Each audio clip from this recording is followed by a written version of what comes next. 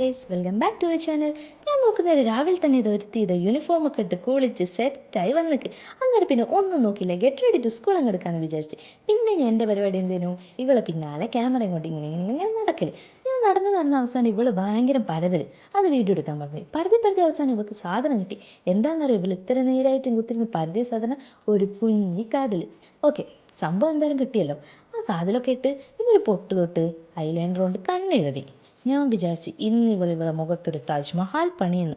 എവിടെന്ന് ഞാൻ വീഡിയോ എടുത്ത് നിൽക്കുന്നുണ്ടാന്ന് തോന്നുന്നു. കുറച്ച് മേക്കപ്പേ ഉണ്ടായുള്ളൂ.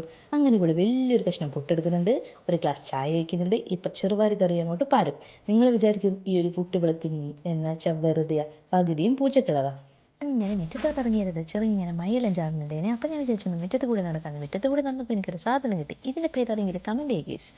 അന്നേരം ഇത് ഒരുത്തിയത് ഫോൺ നോക്കി ഇങ്ങനെ മെല്ലെ മെല്ലെ തിന്നലാണ്. അപ്പോൾ സമയമായെന്ന് പേടിച്ചിട്ട് ഓളെന്താക്കി, പകുതി പുട്ട് പൂച്ചക്കട വെച്ചിട്ട് ഓളങ്ങനെ എണീച്ച് ലഞ്ച് ബോക്സ് സെറ്റാക്കാൻ പോയി. പിന്നെ നമുക്കൊരു ലഞ്ച് ബോക്സ് സെറ്റിംഗ് വീഡിയോ കണ്ടാലോ.